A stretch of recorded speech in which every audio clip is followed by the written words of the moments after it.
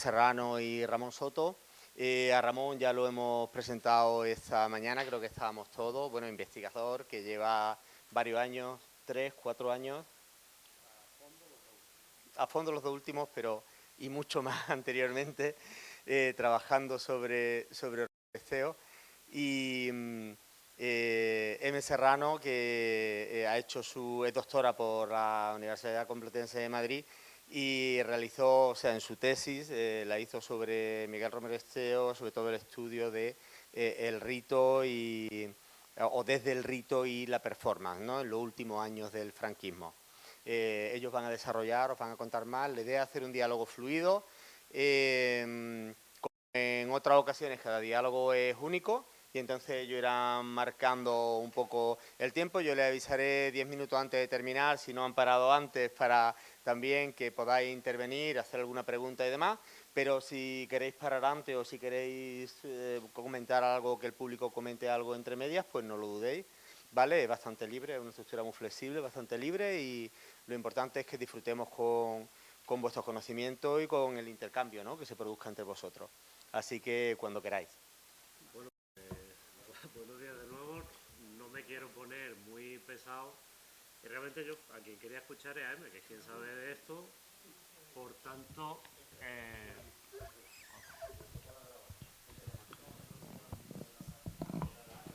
vale, ahí.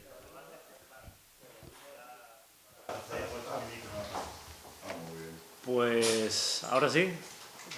Pues, lo primero que habíamos pensado, pues precisamente para hablar de performatividad, era quedarnos cruzados de brazos los dos y poner en reproducción en bucle la ristra de mensajes de WhatsApp e intercambio de correos que teníamos.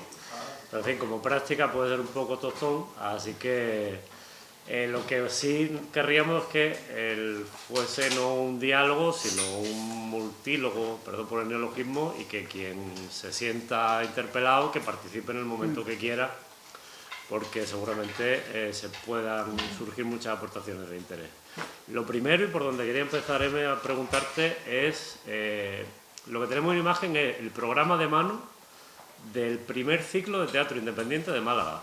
Casi nada, el elenco de compañías y de obras, que en fin, por ahí no tuvo continuidad, por desgracia. Sin embargo, sí que estas compañías rodaban, porque en el libro de Raúl Limón sobre teatro lebrijano se cuenta que este mismo festival estaba programado en Vélez, Málaga, y la censura lo suspendió. ¿Había público para este teatro? Claro. Es decir, ¿la prensa difundía esto como para suscitar un interés que hiciera que la gente acudiera? Pues, mira, para empezar, de hecho, si me puede dar la fecha de... No, enero de 1973. Yeah. Pues a ver, esto, pues público había, sí, pero qué público no y hasta qué grado, ¿no? Es como lo que estábamos hablando antes de... Ya relacionado con el paso de la transición, la posterior democracia, ¿no? Que, bueno, el tema de que le guste al gran público o no le guste este teatro tiene mucho que ver con cómo interviene el Estado en la formación del gusto del público, ¿no? Entonces, claro, para mí una cosa que me choca mucho del tema de que se quede ya en los 70, haya tantísimo conflicto entre los realistas y los no realistas, para ver quién gana, como digamos el centro de ese microcampo que se genera ahí del teatro antifranquista.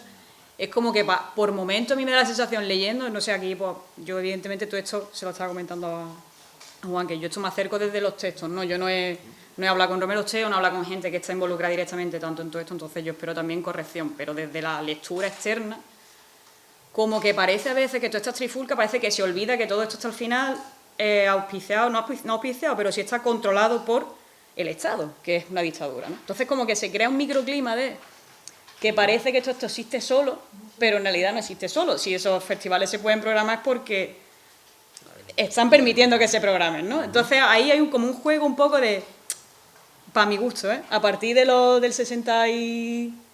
Bueno, a partir de los 60, pero un poquito más adelante, sobre todo aquí, ¿no? Con la creación de los festivales independientes, como el de Nancy, el el Festival Cero de San Sebastián, todo este tipo de cosas. Se fue el 70, ¿no? 70, ahí va. El primero de Sitges el 70 también, creo. No, pues como que ahí se va generando este microclima y por un momento parece que como que se olvida porque, claro, pues está ese público, pero ese público, como se recogen muchos manuales de historiografía, que es otro tema también a revisar, es que van por la adhesión política, ¿no? Casi más que porque lo que les une o lo que da como mucho prestigio es la idea de oponerse al franquismo.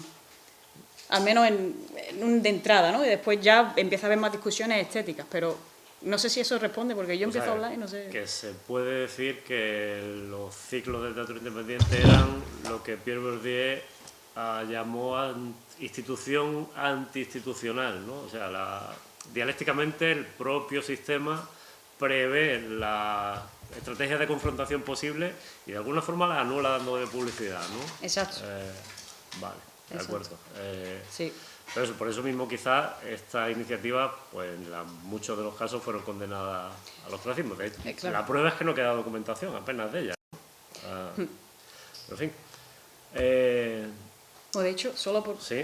es que lo del término de institucional, antiinstitucional, es que una de las cosas que propongo, no sé si la propongo yo no, porque la originalidad está, no se sabe, ¿no? Pero una de las cosas sobre las que reflexioné en la tesis es el tema de cómo funcionan los campos, ¿no? Porque, bueno, yo utilicé a Althusser y los aparatos de Estado, pero Bourdieu critica mucho los aparatos de Estado, porque dice que son de mensajes deterministas, que tal, no sé cuánto, pero tiene una obra en la que sí que hace un apunte al respecto y dice, bueno, hay ciertos momentos de la historia, ciertos lugares en los que, por ejemplo, y menciona explícitamente las dictaduras, que son estados patológicos de los campos. Y claro, a mí eso me dio que pensar, porque estado patológico, tal, no sé qué, se habla mucho de las anomalías que genera la censura, los estados totalitarios en la literatura, en el canon, en las poéticas, también en el teatro, obviamente.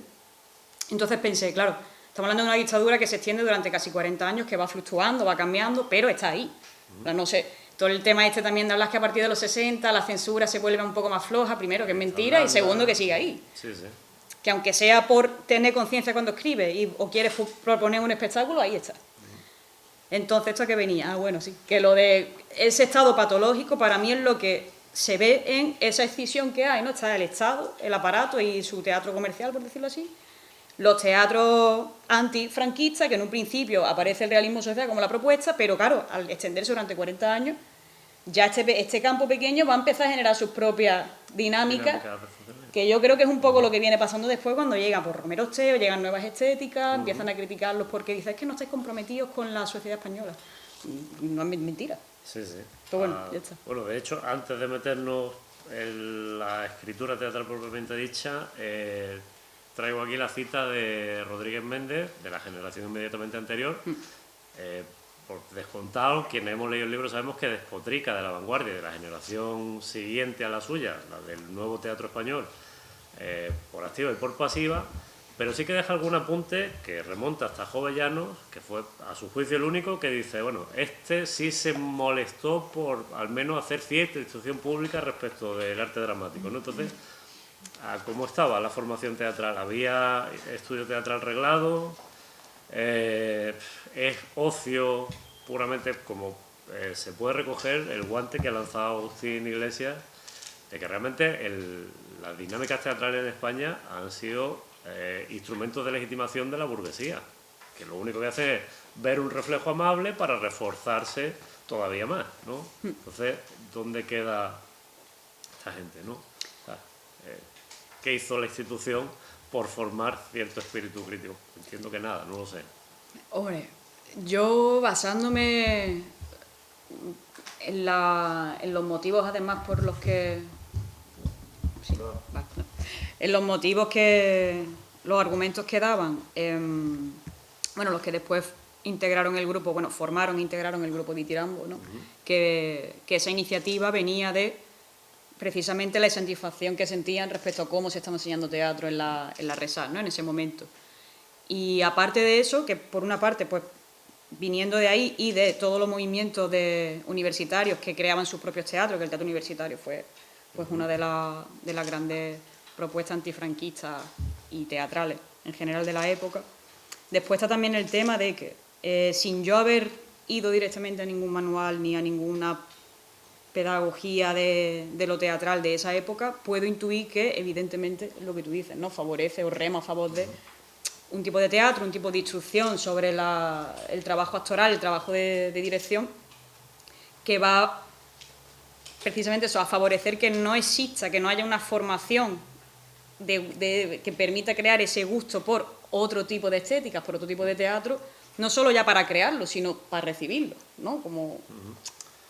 En ese sentido, ¿hubo decepción con los inicios del Centro Dramático Nacional?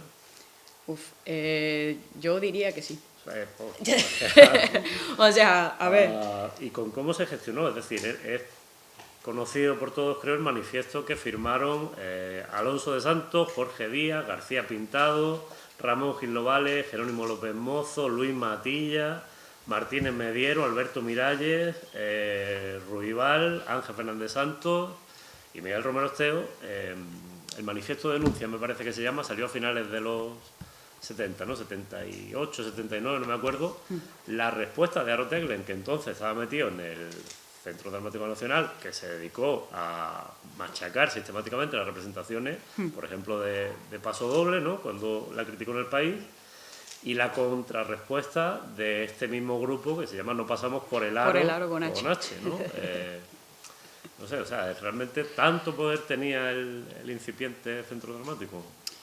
Yo creo que sí, y creo que también la decepción viene, pues evidentemente, de una ilusión quizá muy grande respecto a lo que iba a poder ser el futuro del teatro después de la dictadura, ¿no? Yo creo que, vamos, no lo sé, yo me imagino que nadie pensaría, bueno, ya está, después del 75 todo cambia drásticamente, porque eso, bueno, se sabe que no pasa, evidentemente no pasó, y no solo eso, sino que creo que hay varias, bueno, hay como muchas aristas, ¿no?, respecto a lo del Centro Dramático Nacional.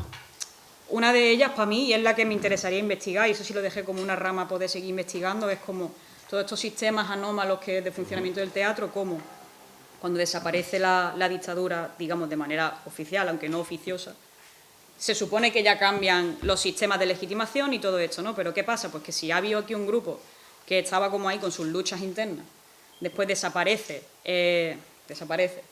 la dictadura, de repente ya esas reglas dejan de funcionar. ¿Y qué pasa con esta gente, no? Entonces se descubre el pastel de que evidentemente estos simplemente estaban aquí fuera y que ya no pueden entrar. Y que todo esto que ahora funciona de manera muy similar, pero con otros nombres y otra estrategia, sigue expulsándolos del sistema. Entonces... Han repartido ya las habichuelas, ¿no? Y entonces, otro de los factores que influye posiblemente el manifiesto de los autores de la Jornada del Teatro Español de la Sorbona, en la coexistencia de como mínimo 3 generaciones, la última de las cuales casi que se vio taponada por la dinámica del principio de la democracia, ¿no? Es decir, si atendemos a esto, la primera generación sería pues la de Buero, de quien, por cierto, Romero Esteo habla en términos bastante elogiosos. Creo que Enrique Baena dedicó el año pasado una charla a esto, ¿no? El teatro desterrado o autodesterrado, ¿no? Lo que hizo Arrabal, que el momento que volvió tuvo el incidente este de que lo metieron en la cárcel, ¿no? Por sí. Me cago en Dios y en la patria, ¿no? Que en el libro de Miralles creo que se dice que Dios debería haber sido en minúscula porque no se refería a esto, y en patria se le había escapado porque era patra, una gata o no sé qué historia, es la excusa que puso, ¿no? Para evitar esto. Arrabal, Gomearco, etcétera, y luego el teatro amordazado este interior, es decir, hubo una censura, autocensura, poder decir sin decir, o sea, los sistemas de enmascaramiento, de camuflaje o de metaforización, etcétera, que permitían realmente hasta el final de la ley de censura, ¿no? Que es del 75, de abril del 75. Sí, es muy tardía, y de hecho es curioso porque la censura, esto lo descubrí por otras cosas, ¿no? Pero aunque sí, termina la ley de censura, termina para cine, termina en el 75 efectivamente creo, pero hasta el 77 hay obras todavía censuradas. Sí, sí. Entonces, como por eso digo, ¿no? Que como se está hablando de que, bueno, acaba la dictadura y parece que cambia las reglas del juego, y cambia las reglas del juego, pero para seguir beneficiando. Sí, exactamente. Entonces, como bueno. Respecto a posibilismo e imposibilismo, bueno, todo el problema que hay con esto. Yo creo que lo del posibilismo e imposibilismo fue una herramienta que se utilizó dentro de los propios autores para legitimar o deslegitimar a otros autores. Porque al final, pues eso, ¿no? Si tú pones la vara estamos englobando un montón de autores que además la historiografía actual, y eso es lo que yo creo que habría que revisar mucho, sigue recogiendo bajo la categoría de es que eran antifranquistas, como bueno, y eso estéticamente que nos dice absolutamente nada. Y no, aparte de que no habla de todos los matices y toda la riqueza que hay. Entonces, creo que era un arma que se utilizaba un poco para intentar ganar o no ganar prestigio, ¿no? Como de que nosotros estamos comprometidos o estamos menos comprometidos. Yo creo que cualquiera que lee la obra de Romero Cheo, conoce la obra de Romero Cheo, creo que entiende que es está profundamente ligado a la situación sociopolítica, que es súper crítico, pero le achacaron mucho. Le dijeron, no, es que son estéticas de evasionistas, extranjerizantes, os alejáis del tema español. Es como, ¿cómo puedes leer una obra de Romero Cheo y decir que se aleja del tema español? O sea, es que no es... Claro, una cosa se llama Paso Doble, que no paran de sonar, ¿cómo puede ser española, no? Precisamente, a raíz de esto, en el mismo libro de Rodríguez Méndez se habla del estatuto de la crítica teatral. Pero claro, aquí había un problema, que es que los estudios sobre performatividad aquí estaban, bueno, no existían directamente, ¿no? Porque estaban comenzando en el extranjero. Entonces, claro, ¿hasta qué punto es fiable una crítica teatral que solamente estudia textos y no representaciones? Pues no es fiable, o sea, es fiable si confiamos en seguir estudiando el canon basado en el texto, pero evidentemente, si ese canon basado en el texto, que para mi criterio, tal y como yo lo veo en España, sigue siendo el criterio fundamental, porque a día de hoy yo voy a las obras, cuando hice la revisión del estado de la cuestión y fui a obras como más generales de historia del teatro, me encontraba con lo mismo. Ya a menos que vayas a estudios específicos, que además aquí hay mucha gente estudios que conozco y a los que he ido, los estudios generales de historia del teatro o siglo XX.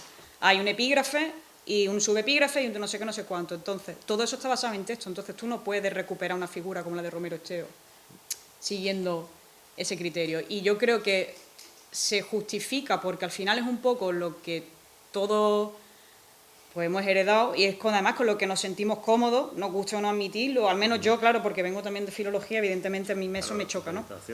Claro, pero lo rechazo, a pesar de que sea lo que estoy acostumbrado, ¿no? Pero creo que en este sentido, cuando Ruiz Ramón, ¿no?, incluye a los nuevos autores y les dedica un espacio y tal, y está la polémica esta de la crítica a Ruiz Ramón, entre Huelva y todo esto, ¿no?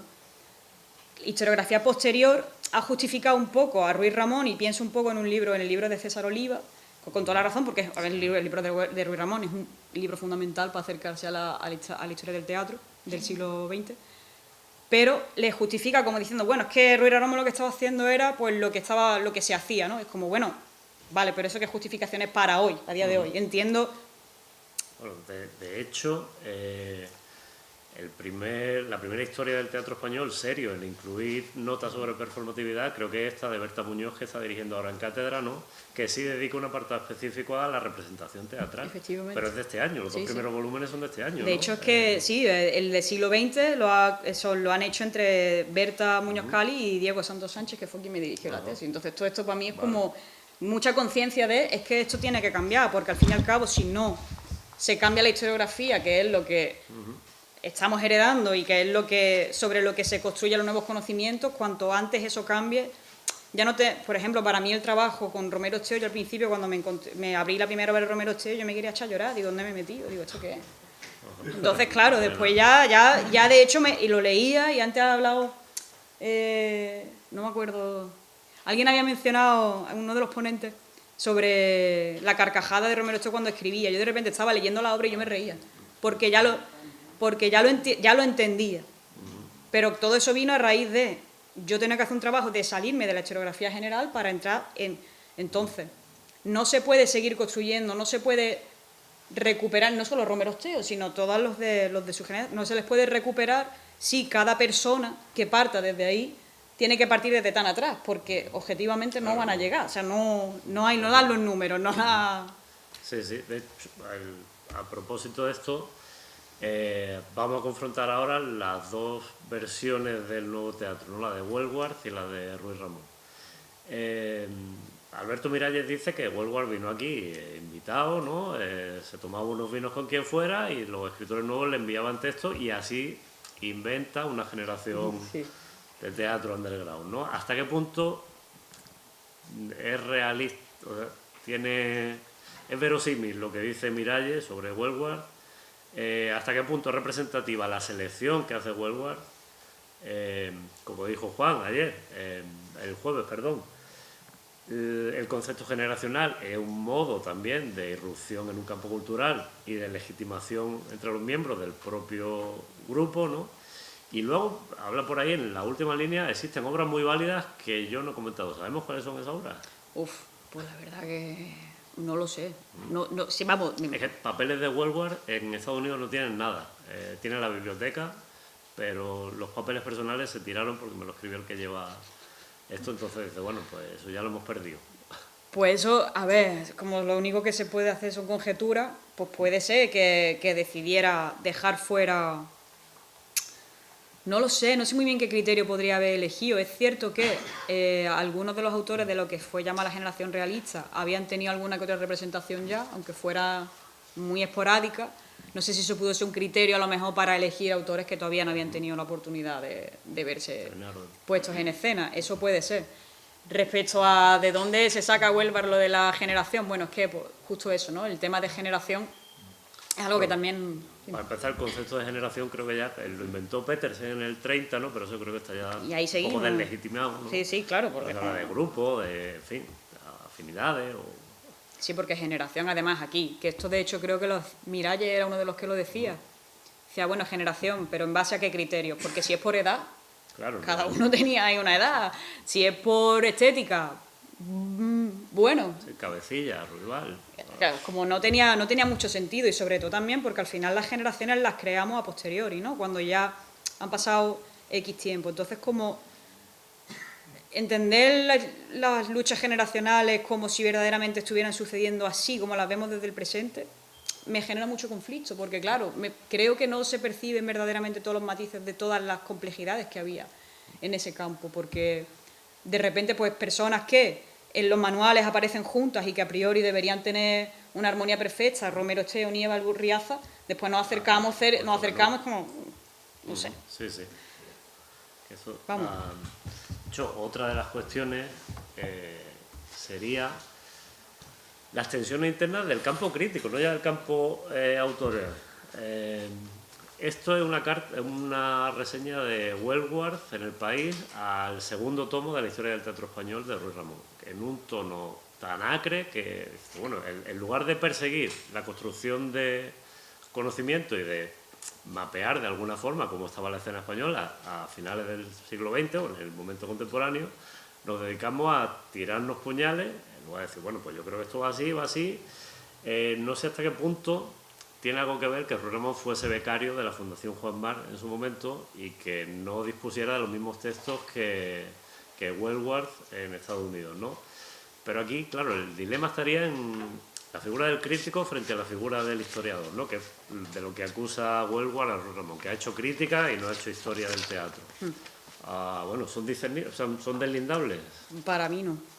O sea, vamos, quiero decir, me parece que no, porque es que decir que no para mí es volver al tema de el texto prima. Entonces, una vez tú tienes un texto teatral, puedes hacer una historia del teatro.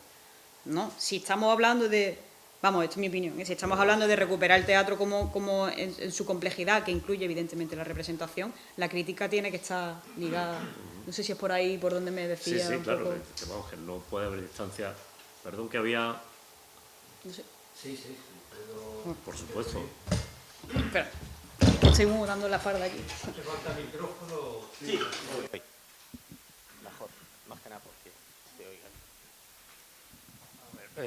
Lo que se está planteando es muy interesante, pero creo que habría que matizarlo y sobre todo concretarlo en la coyuntura en la que estamos. Es decir, por supuesto que el teatro no se puede estudiar sin la puesta en escena, pero ¿qué hacemos cuando no hay puesta en escena? Es decir, porque el propio Miralles hablaba de la generación más premiada y menos representada. Entonces no podemos pedirle a alguien que haga una historia de la puesta en escena cuando no hay puesta en escena. O sea, eso en primer lugar. Y Y en segundo lugar, es que lo que hicieron Huelguar y Ruiz Ramón pertenece a dos géneros radicalmente distintos. Lo que hace Ruiz Ramón es intentar ordenar un panorama de un siglo entero. Y, lógicamente, tiene que hacer un proceso de selección, de ordenación, de buscar unas concatenaciones, y cualquier historia se hace desde la perspectiva del historiador. O sea, no le podemos reprochar a nadie que hable desde sus posiciones. Otra cosa, usted tiene otra, muéstrelas. Lo que hace Huelguar es algo radicalmente distinto, que no tiene nada que ver. Él no está haciendo historia del teatro. Él está haciendo aflorar un grupo a partir de los datos que tiene, porque claro, es que no estamos hablando de ir a investigar un archivo donde ya está todo ordenado, unas colecciones, unas publicaciones en las que todos los textos están ahí, sino que estamos hablando, como muy bien señala, de algo underground. Y lo que hace Huelguar es hacer una cala, es abrir una ventana para que aflore algo que estaba oculto, algo que surge magmático, que no se puede establecer en categorías, porque ni siquiera se han forjado las categorías críticas necesarias para una realidad que hasta ese momento es desconocida. Entonces, si no nos situamos adecuadamente, entonces estaremos hablando de cosas, y ese tipo de polémica pues no dejan de ser las rivalidades de quítate tú que me ponga yo, pero vamos a intentar hacerlo desde argumentos que sean plausibles, es decir, argumentos sostenibles. Y entonces, pues ese tipo de planteamiento, ¿cómo se podría hacer una primera investigación sobre ese campo si no es como hizo Huelguar viniendo aquí, o como hacía Ruiz Ramón, que se da a conocer y la gente le va mandando cosas? Quien no le mandaba cosas no podía esperar que, sin haber publicado nada, sin haber sido representado, que Ruiz Ramón hablara de ello.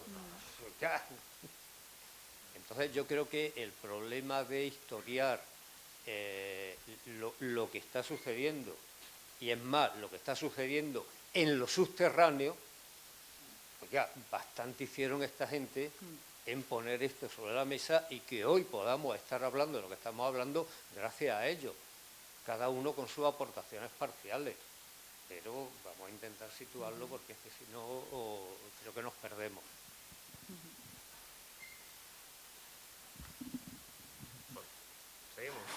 Sí. No, o sea, yo solo por continuar, al final pues aquí va como las cosas pasando un poco rápido. Yo con lo del tema de la historiografía no hablo de no... O sea, evidentemente estas obras nacen en su momento, estas obras críticas históricas nacen en su momento y tienen la complejidad que tienen y tienen su situación. Y de hecho el propio Ruiz Ramón en la reedición del 75. Claro, por eso, ahí en el prólogo lo dice, yo aquí todavía no tengo la distancia suficiente. Pero eso hoy no es cierto, hoy tenemos la distancia suficiente. Entonces, para mí no usamos a Ruiz Ramón. O sea, yo sí estoy dando la impresión de que la crítica es de no estar, en absoluto, ¿eh? Porque de hecho yo he utilizado mucho el libro de Ruiz Ramón y lo sigo utilizando, y de hecho, vamos, también tengo mis opiniones personales, a mí me ha servido y me sirve mucho. Pero... haría falta algo más. Claro, pero... No han pasado 50 años. Claro, sí, no, claro, sí, ese es el tema, que no es un no mirar a la historia que tenemos anterior, porque además me parece, además de que inútil, porque no podríamos llegar hasta aquí sin ese recorrido, me parece además peligroso, personalmente pienso, ¿no? Como que que hay que ir a estos libros porque son los que salieron en su momento, y es como dicen, ¿no? Que sin la obra de Huelva, para empezar, que ni siquiera hubiera surgido toda la polémica de... Pero bueno, ¿y entonces por qué no estoy yo? ¿Y por qué está este? Y entonces ahora otro crítico viene Monleón, y entonces Monleón parece que es más de los realistas. Todo eso surge porque esto aparece ahí, evidentemente. Pero bueno, que era solo un poco porque digo que no quiero yo que... No sé si está dando la impresión que a lo mejor que no es, pero... Vale. No, sí. Bueno. Sí, claro, tiene toda la razón. La tarea de Ruiz Ramón es encomiable porque es parte de algo de lo que intenta salir para tomar una representación desde fuera. Claro. Ese mérito es indudable, creo. Que en el 75, evidentemente, eso es súper complicado. Sí. También quisiera añadir algo. Cuando dijiste que no se podía estudiar el teatro solo a partir del texto y tal, y que, bueno, estamos de acuerdo que hoy, desde la perspectiva que tenemos, es cierto que lo que nos gustaría es poder hacer una historia de la puesta en escena, ¿no?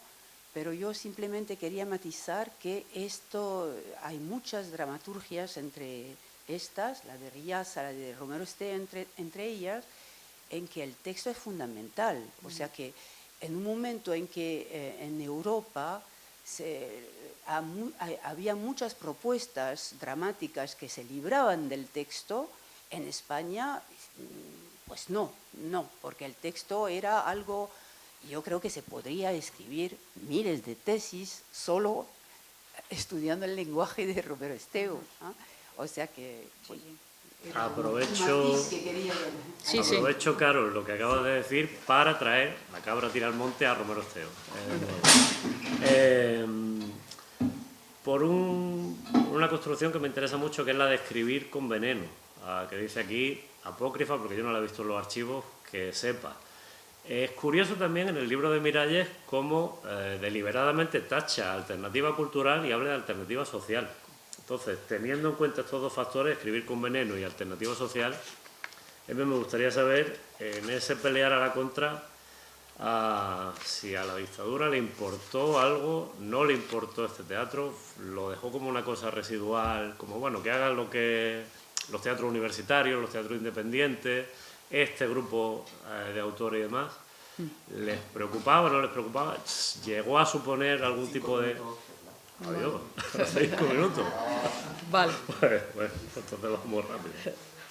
No, bueno, igual no le dio porque siguen presentándose estas obras a censura hasta el final y se siguen censurando. O sea, quiere decir que para mí eso es síntoma de que no les da igual, ¿no? Que son conscientes de que ahí hay un peligro, ¿no? Y además, y no solo eso, sino que es que esto lo tengo por aquí apuntado porque a mí me interesa mucho, que es que, claro, cuando se habla de la influencia, del impacto de la dictadura en las poéticas teatrales, pues evidentemente se piensa en la censura, pero también pensar en pues todo lo que mencionaba antes, ¿no? De ya no es solo que el Estado tiene la censura para cercenar, sino que crea unas poéticas, crea una serie de políticas que favorecen unas cosas, que no favorecen otras, y por otra parte también que la censura, o sea, quienes ejercían sí está el aparato censor, pero quien censura son personas, son individuos, como Juan Emilio Aragonés o Manuel Díez Crespo, que además son críticos teatrales, es decir, entienden de teatro. Y de hecho hacen muchas veces en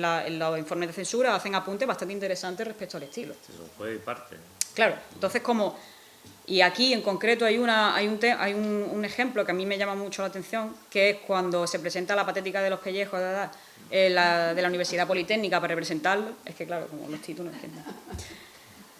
Juan Emilio Aragonés, que de hecho además influye en el campo teatral de manera tan polifacética como siendo censor, haciendo antologías, escribiendo manuales de teatro, todo este tipo de cosas, dice: en casos así, lo mejor es posibilitar el criterio del público para que esta Junta no sea responsable de equívocas mordazas.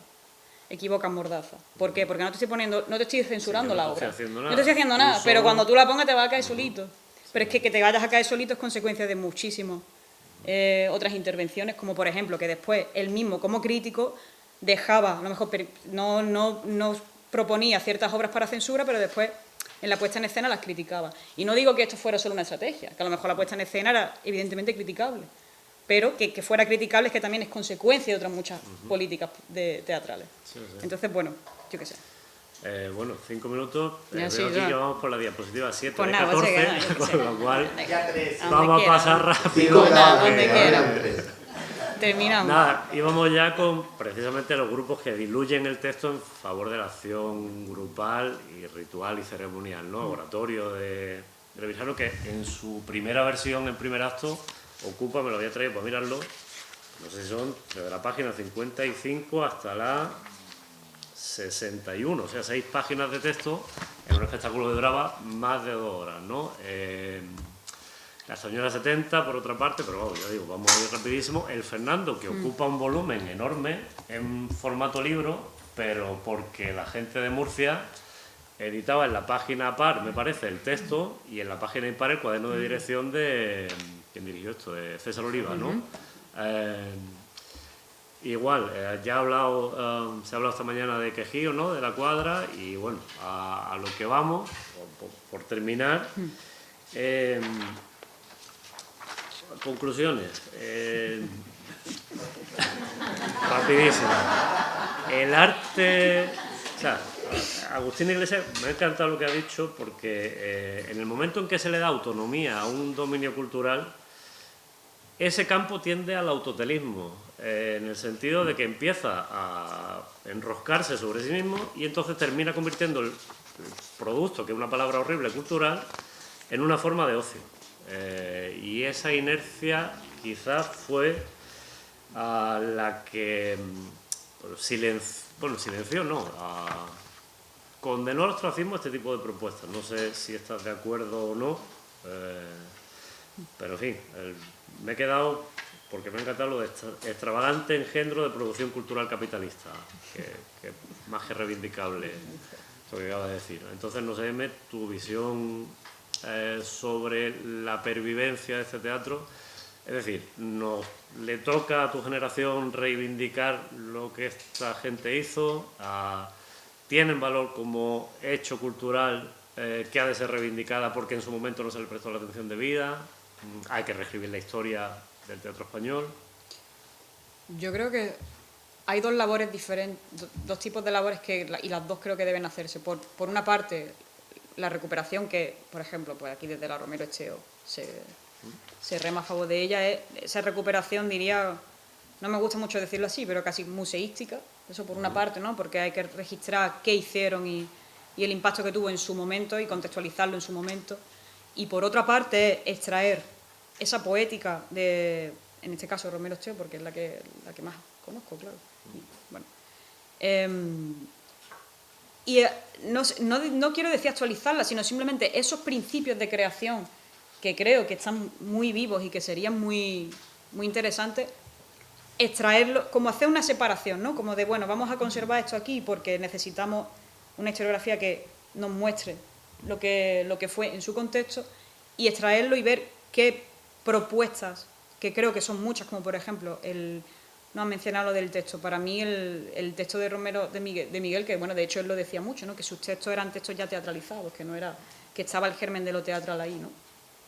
Pues ver, bueno, qué significa eso y cómo eso se puede extraer para hacer una propuesta, a lo mejor incluso didáctica sobre el teatro, de cómo crear teatro a partir de estos principios, que ya digo yo que esto es un poco así como idea, pero creo que sí que nos corresponde eso y de esas dos maneras diferentes, que para mí son dos vías distintas, porque si se intentan unir es cuando creo que ni una ni la otra, ¿no? Se queda un poco como, creo, pero bueno, ya, eso es un poco... No sé. Nos hemos pasado mucho, ¿no, Miguel? No, está perfecto. Más que nada era por dejar un tiempo de preguntas, por lo que tendré, ¿no? Comentarios, preguntas y demás. Entonces, no lo dudé.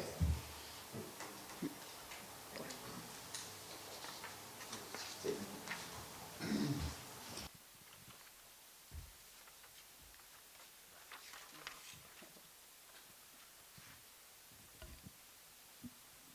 Bueno, lo primero que todo, muchas gracias a ambos. Ha sido súper interesante, un ejercicio mental de seguir muy rápido porque pasaban por muchos temas muy interesantes. Quería apuntarlo todo y no podía, pero que ha sido muy nutritivo.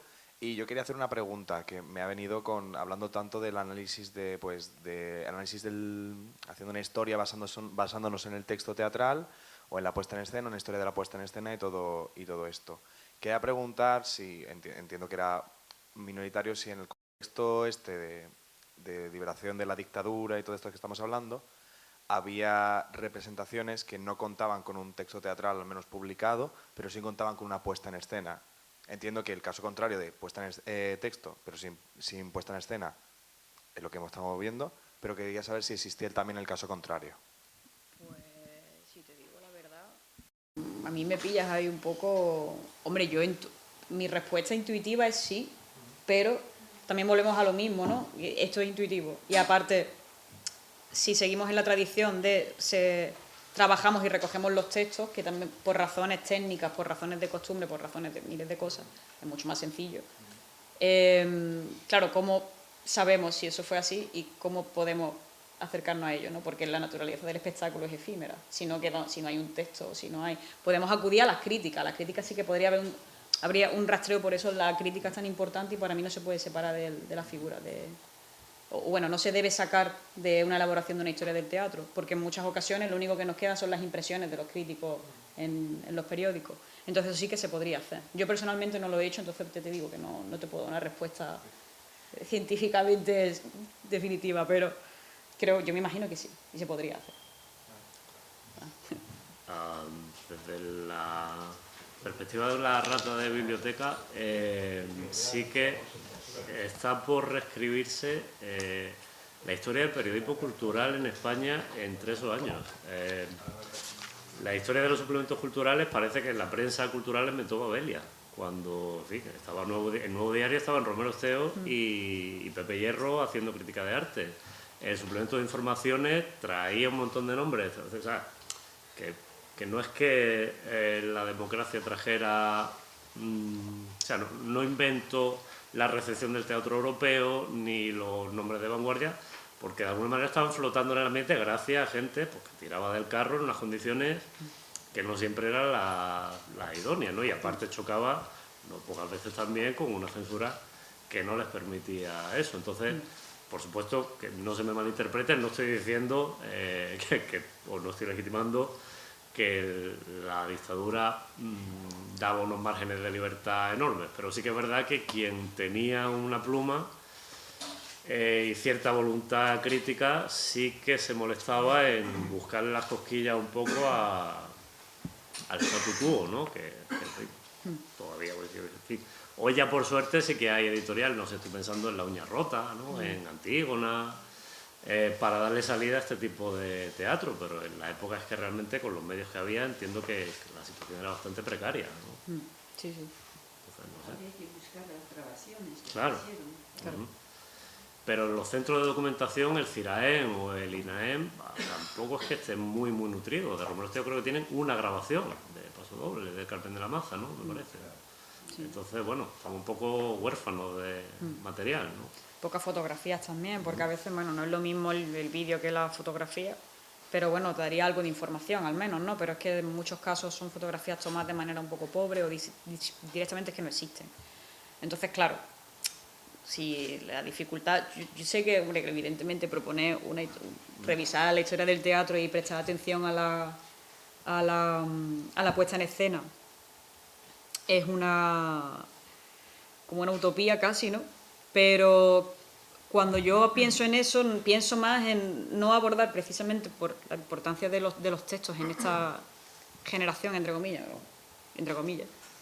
y específicamente en Romero Esteo, no hablo tanto de hacer una reseña de las obras que se pusieron en escena porque fueron muy pocas y en fin, es muy difícil, sino de acercarse al texto de una manera, pues, tal y como proponían esos textos, como textos teatrales, no el texto de recojo el texto y bueno, ya está. Y nos queda también, lo ha dicho Juan en el descanso, la memoria de quienes participaron en eso, también, que hay que aprovecharla antes de que se nos vayan. Sí. Yo de un tiempo a esta parte vengo comunicándome con Pepe García de Teatro Lebrijano, que será de los pocos que estuvieron representando oratorio como parte de la compañía. Claro. Ese testimonio es valiosísimo, hay que recogerlo por algún sitio. Sí, obviamente todas esas vías son muy importantes, pero basta pensar que se está haciendo historia de la puesta en escena del teatro medieval o barroco sin esos medios, sin crítica, sin testimonios directos, sin tal. Es decir, hay muchas posibilidades de enfocar todo esto, que no es solo la labor del director.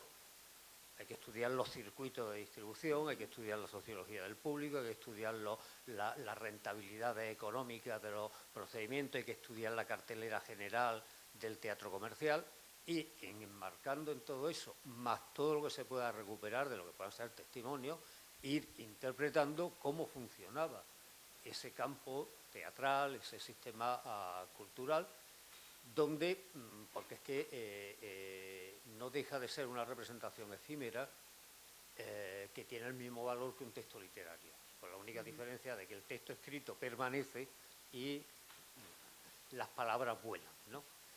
Pero que la posibilidad de recomponer, porque una cosa es la performatividad y otra cosa es la puesta en escena y otra cosa es el sistema teatral, hay muchas vías para ir recomponiendo eso, y de hecho yo creo que se están haciendo. Y si hoy sabemos perfectamente cómo era una representación del teatro medieval o barroco, si no sabemos cómo era una representación en los años 70, es a lo mejor porque no hemos sabido buscar la manera de recomponerlo.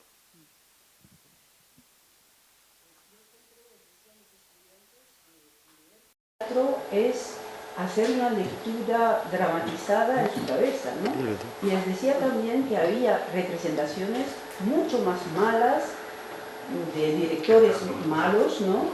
Y lecturas muy buenas de gente enterada de lo que había que ver a partir de un texto, ¿no? Para ahondar un poco en lo que decía.